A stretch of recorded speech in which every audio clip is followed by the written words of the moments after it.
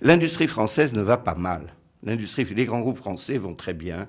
Et par rapport à la situation épouvantable dans laquelle ils sont arrivés en 1981, s'étant remarquablement restructurés pendant la période où ils étaient nationalisés, les grands leaders français sont dans les métiers que j'appelle dans le livre régionaux, c'est-à-dire des métiers dans lesquels les concurrents sont des gens comme vous. Parce que c'est la nature du métier, comme la distribution, comme la banque de détail. C'est également des métiers dans lesquels le coût de transport, dans le ciment, dans le plâtre, dans la laine de verre, font que les concurrents sont comme vous. Et puis après, métier pays par pays, vous le faites dans beaucoup de pays, mais les concurrents sont comme vous. Alors le problème, c'est que ces grands groupes français, les Air Liquide, les Saint-Gobain, les Lafarge et bien d'autres, ne servent pas la nation française parce qu'ils n'exportent pas. Et ça vient d'un long malentendu entre l'État et les grands groupes, que je date très longtemps. Peut-être le jour où il y a un grand groupe exportateur a été lâché par l'État sous un gouvernement socialiste, c'est-à-dire le lâchage de Creusot-Loire. Pour ma part, je date de cette décision presque symbolique à mes yeux, que ce soit sous un gouvernement socialiste, qu'on n'a pas fait l'effort de reprendre Creusot-Loire, de lui donner des fonds publics pour lui permettre de repartir et de se redresser. Et qu'on a considéré que ce n'était pas le rôle de l'État de faire ça. Je pense que les politiques qu'on est en train de faire, et nous en parlerons tout à l'heure, vers les PME sont excellentes, il n'y a rien à dire. Je pense que les politiques que l'on fait vis-à-vis de ce qu'on appelle les entreprises moyennes sont excellentes, et il n'y a non plus rien à dire. Ce qui manque beaucoup dans les programmes, c'est le rapport avec les grands groupes.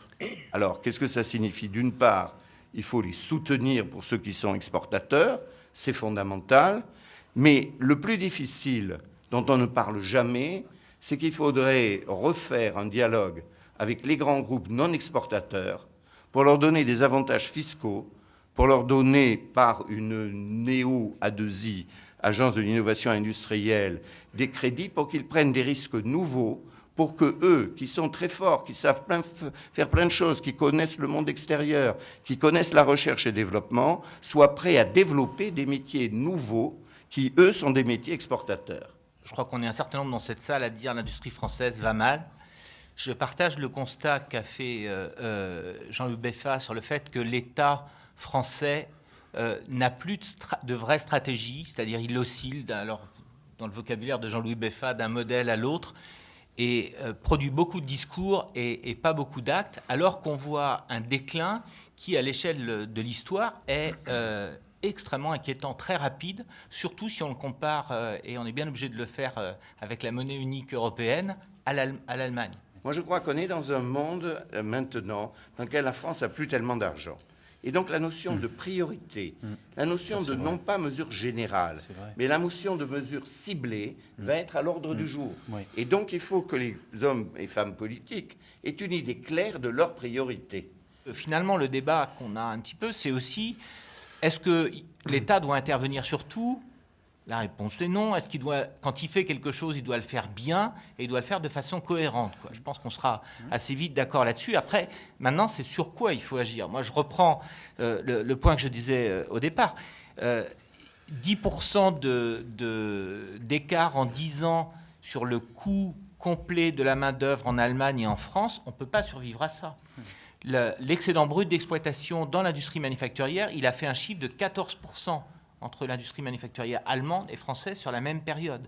On ne peut pas résister à ça longtemps, d'où la mortalité des PME et d'où la santé des grands groupes, parce que les grands groupes régionaux vont bien, les grands groupes qui sont exposés dans votre vocabulaire, qui sont sur les métiers globaux. Je vais simplement vous donner un indicateur sur l'automobile, c'est les capitalisations boursières. Alors, un certain nombre de gens vont ricaner en disant que ce n'est pas un très bon indicateur, mais ça indique un peu ce que va être le futur, surtout quand on a des chiffres comme vous allez voir, quoi. Renault, aujourd'hui, c'est la 14e capitalisation boursière de l'automobile. Devant nous, il y a un Indien et un Chinois. PSA, c'est la 26e capitalisation boursière de l'automobile. Et devant PSA, il y a 5 Chinois, 4 Indiens. Moi, je crois que maintenant, il faut être clair, hein. La situation économique est telle que l'Europe à 27 n'a plus de sens dans le domaine économique dont nous parlons. Elle a un sens d'une zone de libre-échange, elle a un sens bien sûr politique, mais si on veut être sérieux face à ce qui vraiment est vital pour l'entreprise. Il faut déclarer qu'il y a une Europe à 2 vitesses. Nous n'avons plus rien à faire avec les principes hérités de ce que les Anglais veulent. Nous n'avons plus rien à voir. La concurrence en anglaise, les éléments qu'ils nous disent sans arrêt, c'est contradictoire avec l'intérêt européen. Il faut d'urgence être d'accord, car je pense pour moi que c'est vraiment la seule voie d'aller vers un noyau dur européen qui comprendra très logiquement, bien sûr, la France et l'Allemagne, avec évidemment l'Espagne, l'Italie, et si vous me permettez, à mes yeux, la Pologne, qui est en train d'être un des États les plus intéressants dans le sérieux, dans la dimension, et bien sûr la République tchèque. Bon, les autres peut-être, mais arrêtons. Ça, il faut que vous ça allez aille plus loin, vers quelque chose de fédéral. Vous allez plus loin, vous prenez une confédération franco-allemande, non ? Je pense que après ce qui s'est passé, et d'ailleurs, c'est une condition sine qua non de survie de l'euro. On a besoin d'un choc, on a besoin d'une rupture. Si on fait des toutes petites évolutions, ça ne va pas suffire. Et encore une fois, là, je rejoins Jean-Loup Beffa. Pour ça, il faut un État, un ministre de l'Industrie et une cohérence autour du ministre de l'Industrie qu'on trouve en Chine, qu'on trouve en Corée, qu'on trouve au Japon.